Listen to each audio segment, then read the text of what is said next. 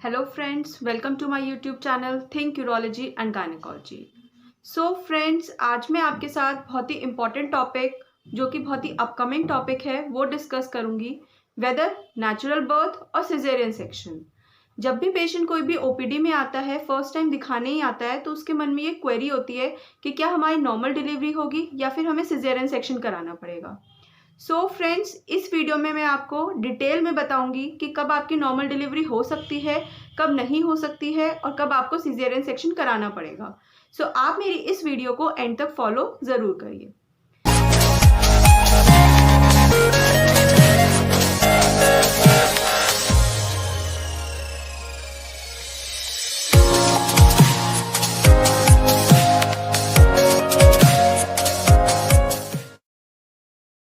चलिए फ्रेंड्स, बात करते हैं कि नॉर्मल डिलीवरी और सिजेरियन सेक्शन के लिए क्या क्या फैक्टर्स इंपॉर्टेंट होते हैं।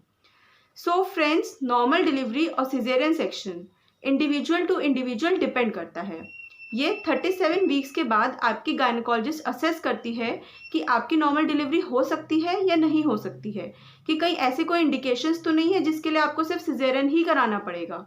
काफ़ी सारे इंडिकेशंस ऐसे होते हैं जिसमें सिजेरियन ही कराना पड़ता है, जैसे कि यदि आपका बच्चा आड़ा या टेढ़ा हो, या फिर उल्टा हो, या फिर पैर से बाहर आ रहा हो, या बच्चे की अवलनाल बाहर आ गई हो, या फिर जो बच्चेदानी का मुंह है वो ही छोटा है, उससे बच्चा नॉर्मली नहीं हो पाएगा, या फिर बच्चे का वजन 4.5 किलो से ज़्यादा है, या फिर कोई भी मदर को हाई रिस्क फैक्टर हो, जैसे कि डायबिटीज़ अनकंट्रोल्ड हो, शुगर मतलब कि अनकंट्रोल्ड है, बीपी बहुत ज़्यादा बढ़ा हुआ है, या फिर कोलेस्टेसिस ऑफ प्रेगनेंसी है।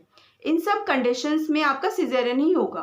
साथ ही साथ में यदि एब्रप्शियो प्लेसेंटी है, मतलब कि आपको खून चलने लगा है लेकिन आपका बच्चा लाइव है, या फिर जो बच्चे की खेड़ी है वो नीचे की तरफ है और वो बच्चेदानी के मुंह को कवर करी हुई है, तो ऐसे केसेस में सिजेरियन सेक्शन ही प्रेफर किया जाता है। लेकिन काफ़ी सारी सिचुएशंस ऐसी भी होती हैं जिसमें कि हम नॉर्मल डिलीवरी के लिए ट्राई तो कर रहे होते हैं लेकिन नॉर्मल डिलीवरी नहीं हो पाती है। ऐसे केसेस में हमें इमरजेंसी सिजेरियन सेक्शन करना पड़ता है। तो ऐसी कौन कौन सी कंडीशंस हैं जहाँ पे इमरजेंसी सिजेरियन सेक्शन करना पड़ता है, इसके बारे में डिस्कस करते हैं। या तो बच्चे की धड़कन खराब हो रही हो, नॉर्मली बच्चे की फीटल हार्ट रेट हम लोग 120 से 160 तक नॉर्मल मानते हैं, या तो 120 से कम हो रही हो या फिर 170 180 जा रही हो, यानी कि फीटल डिस्ट्रेस हो रहा हो, उस कंडीशन में आपको इमरजेंसी सिजेरियन सेक्शन करना पड़ता है। या फिर बच्चे ने मिकोनियम पास कर दी हो, जिसको कि कॉमनली बोलते हैं कि बच्चे ने पेट में पॉटी कर दी हो, या फिर मरीज को दर्द तो आ रहे हैं लेकिन बच्चेदानी का मुंह नहीं खुल रहा, या फिर मरीज को दर्द ही नहीं आ रहे हैं, या फिर बच्चा नीचे के रास्ते में फंस गया है। ऐसी कंडीशंस में भी आपको सिजेरियन ही करवाना पड़ता है। एक और कंडीशन होती है जिसको कि मैटरनल डिस्ट्रेस बोलते हैं, जिसमें कि पेशेंट को एंग्जाइटी होने लगती है, उसका पल्स रेट बढ़ने लगता है कि उसको बहुत ज़्यादा पेन होगा और वो उसे बेयर नहीं कर पाएगी। ऐसी कंडीशन में भी आपको सिजेरियन ही करना पड़ता है इमरजेंसी में। तो ये सब कुछ कंडीशंस थी जिसमें कि आपको सिजेरियन ही करवाना पड़ेगा। तो जानते हैं ऐसी कौन सी कंडीशंस हो सकती हैं जिसमें कि आपकी नॉर्मल डिलीवरी हो सकती है। ऐसी कंडीशन ये है कि जो बच्चे का सर है वो नीचे के रास्ते पे हो, ठीक है, और बच्चे का सर नीचे के रास्ते में एंटर कर जाए, क्योंकि सिफेलोपेल्विक डिस्प्रपोर्शन नाम की एक कंडीशन होती है जिसमें कि बच्चे का सर नीचे के रास्ते में एंटर नहीं करता है, तो उस केस में आपको सिजेरियन कराना पड़ता है।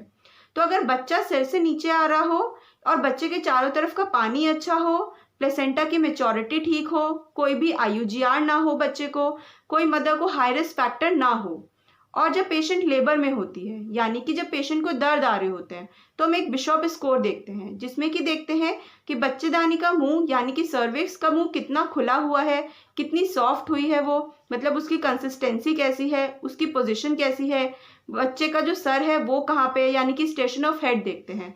तो ये सब चीज़ें देख के उसको बिशप स्कोर कहते हैं। अगर बिशप स्कोर अच्छा है तो नॉर्मल डिलीवरी होने के चांसेस काफ़ी ज़्यादा बढ़ जाते हैं, लेकिन अगर बिशप स्कोर अच्छा नहीं है तो नॉर्मल डिलीवरी के चांसेस कम हो जाते हैं और सिजेरियन के चांसेस बढ़ जाते हैं। साथ ही साथ में कई बार क्या होता है, मरीज को दर्द आ रहे हैं लेकिन लेबर प्रोग्रेस नहीं करता है, जिसको नॉन प्रोग्रेस ऑफ लेबर बोलते हैं। उस कंडीशन में भी आपको इमरजेंसी में सिजेरियन सेक्शन करना पड़ता है और नॉर्मल डिलीवरी नहीं हो पाती है। सो फ्रेंड्स, इस वीडियो में आपने जाना होगा कि नॉर्मल डिलीवरी आपकी कब हो सकती है या फिर ऐसी कौन सी कंडीशंस होती हैं जिसमें कि आपको सिजेरियन सेक्शन ही कराना पड़ेगा। ये जो बात है ये सिचुएशन पर डिपेंड करती है, जो कि आपके गायनेकोलॉजिस्ट इमीडिएट डिसीजन ही लेते हैं। बाकी काफ़ी सारी कंडीशंस हैं जिसमें कि इलेक्टिव सिजेरियन प्लान किया जाता है, लेकिन उसका डिसीजन भी 37 वीक्स के बाद ही हो पाता है। आप अपनी पूरी प्रेगनेंसी में इस चीज़ का स्ट्रेस लेके ना रहें कि आपकी नॉर्मल डिलीवरी होगी या फिर सिजेरियन होगा। आप अपने प्रेगनेंसी के पीरियड को एंजॉय करिए और सिचुएशन पे छोड़ दीजिए कि आपका नॉर्मल डिलीवरी होगा या सिजेरियन होगा, क्योंकि जो आपके गायनेकोलॉजिस्ट है वो आपके लिए और आपके बच्चे के लिए बेस्ट ही डिसाइड करेगी, क्योंकि हमारा एम ही होता है healthy mother and healthy baby.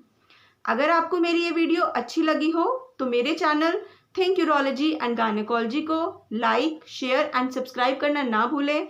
बाकी अपडेट्स के लिए बेल आइकन को प्रेस ज़रूर कर दें। अगर किसी को कोई भी डाउट हो तो आप कमेंट करके पूछ सकते हैं। Thank you, bye bye.